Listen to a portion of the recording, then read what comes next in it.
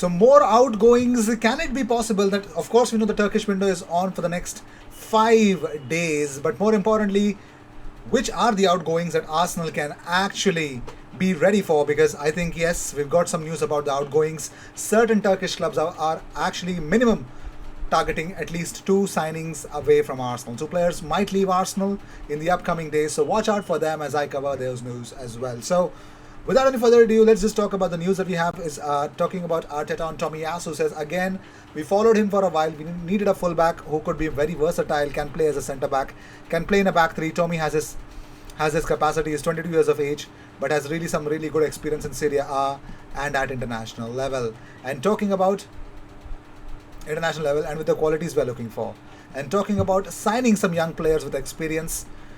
Mikel says, yes, different experiences. Some had experiences in the league, so abroad, and some have been coached in other ways that they are players we have followed for a long time and that we knew could fit in the model we are trying to implement at the club. Well, Arsenal had a game against Brentford behind closed doors. It was a friendly at London Colney. 4-0 is how Arsenal won. Ramsdale started, but it was a back three formation where it was Gabriel, White and Pablo Mari playing together, and Aaron Ramsdale started, as I already mentioned. Arsenal won 4-0 with a brace from Cedric Soares and a goal each for Gabriel Magalhaes and Lacazette as well. So Arsenal played with Chambers, White, Mari, Gabriel, Cedric, Maitland-Niles, Elneny, Martinelli, Lacazette and Pepe, and that was the lineup. And before getting on to certain news, let's just talk about how exactly things went on with Switzerland, because Adrian Arnold, Swiss FA head of communication, says Granit Xhaka was not vaccinated. We left this up to the player. It's a personal decision, just like any other person in Switzerland.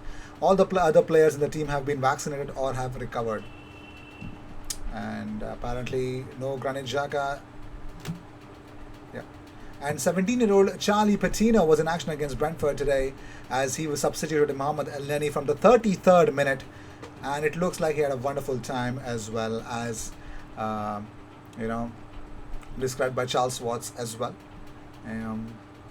Alex Lacazette scored from a free kick as well, and that was that. Well, moving on. So Thomas Partey, great news for Arsenal fans, because Thomas Partey is due to return to full fitness after the international break. Well, actually, the behind the closed doors came too soon for him, who is making a very good progress with his recovery, according to Chris Wheatley, who posted this on his official Twitter account. So that was seen. And according to Ovunk Ozdem, he says Besiktas submitted an official offer to Arsenal for Mohamed Elneny. Black and Whites want to add the Egyptian player to their squad with his testimonial or something like that. Yes. Sportwitness.co.uk also said that Besiktas have sent an official offer to Arsenal. Transfer possible today. Well, what does even Serchan Dikmi says that special Besiktas started negotiations with Arsenal for the transfer of Mohamed Elneny, and that also is from a Sport. They also confirmed this news as well, that yes, they are making sure that Elneny comes to them. And more importantly, Cedric Soares. Now, Chris Wheatley has informed that Cedric Soares wants to stay at Arsenal and has no desire to leave or go to Turkey. 2 Turkish teams want Elneny. Player is considering options after Edu and Arteta U-turn on Maitland-Niles. Transfer window closes on September 8th in Turkey. So, big options. You could see Cedric leave. You could see Mohamed Elneny leave as well. So, let's talk about the pictures from Arsenal's 4-0 friendly win over Brentford. You could see Ben White, Gabriel Martinelli as well. You could see Aaron Ramsdale, Gabriel Magalhaes. Yeah, whatever. Okay, fine. Yep, that is that accordingly. So here's another major part is Tuttosport via Siempre.com. They say that Inter are weighing up their options for a long-term replacement for Samir Handanovic, with Ajax's Andre Onana and Bernd Leno among the possibilities. Now it is looking very I mean, according to today's print edition of Turin-based newspaper Tutto Sport, who report that Nerazzurri are not likely to stay on with the Slovenian number one in the starting spot, even if he extends his contract next summer, and that the search for his successor is well underway. Handanovic is 37, and a string of errors in recent seasons, most recently the goal gifted to Hellas Verona, have led to the club seriously considering his future, especially given that his current deal runs out at the end of June 2022. Staying on behind this date as an experienced deputy in a similar arrangement to that which Juventus had with Gianluigi Buffon is not being excluded. So, meanwhile in Serie A, former target Juan Musso is unlikely to be brought in following his move from Udinese to Atalanta this summer, but the likes of Napoli's Alex Murray and Cagliari's Alessio Cragno are on Inter's radar as well. So, you might see Leno leave. Well, apparently it's looking much more likely that he might leave for sure. So, let's see. And Ekrem Konur, who actually gave us the news about Serge Aurier has been offered to Arsenal, says that Mikel Arteta is pleased with Cedric Soares' performance. Despite receiving many offers during the transfer season, Arteta keeps Soares in the team. That's according to Ekrem Konur as well, ladies and gentlemen. So, he believes that Cedric stays because Arteta wants him to stay, and that's all we know from him. That's exactly what we know from him. So, well, only some comments I think I got that people wanted Serge Aurier. Now, I'm asking you a straightforward question.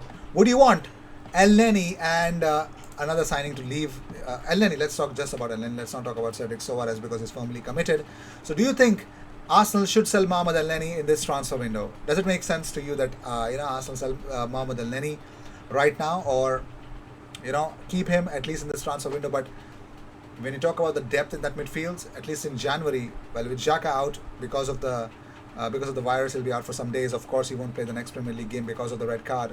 Also, so it's going to be Partey who returns, Partey, Sambi, and Elneny. Partey and Elneny, I think, would start the next game. But you never know what happens. So, let me know what you guys think about Elneny's transfer to Turkey. Should it happen or not? Let me know.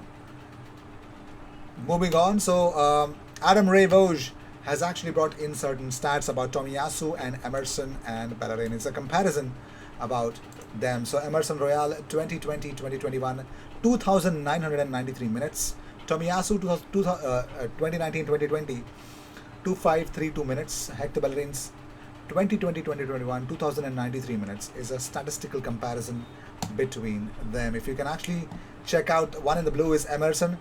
Aerial duels one, I think him and Takehiro are much more good in that. But ground duels one, Emerson is better in ground duels victory.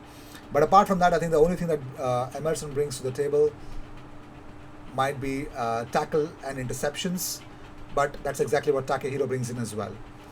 But what are the most strengths about Takehiro? Dribbled past, it's less for him. Passes completed percentage in the opposition's half is good.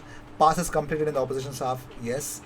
Accurate long balls, yes, he's better than the others. And dispossessed, I think Emerson is dispossessed less compared to the other two. Hector Bellerin, however, dispossessed, bad problem. Pass success rate is decent for Hector Bellerin compared to the other two as well.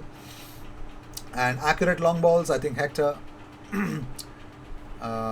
percentage wise is good, but per 90 Hector is really bad in doing so. So that is the update about a comparison, statistical comparison about these three. Well, Granit Xhaka versus Thomas Partey.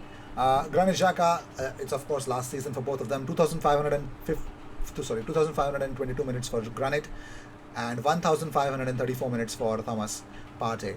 Now, if you see the comparison, aerials one percentage wise, of course, progressive carrying distance, dispossessed, that's also high. Dribbled past per 90 is also high. That's not something good about Granit Xhaka. But if you talk about Thomas Partey and passes into the final third, Granit Xhaka is really good. But comparatively, if you compare Thomas Partey, his stat, I think NPXG plus GXA is good. Successful pressures, lovely. Tackles plus interceptions, lovely. Dribbled past.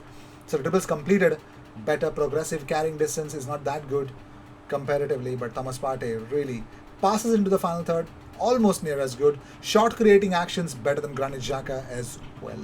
Dribble dispossessed, very less. Aerials one is less, is what Thomas Partey could improve. could improve, is what I'm saying. And talking about the percentiles, if we are actually using the percentiles, we could always see how Granit Xhaka is a progressive passing distance, passing into the final third, aerials 1.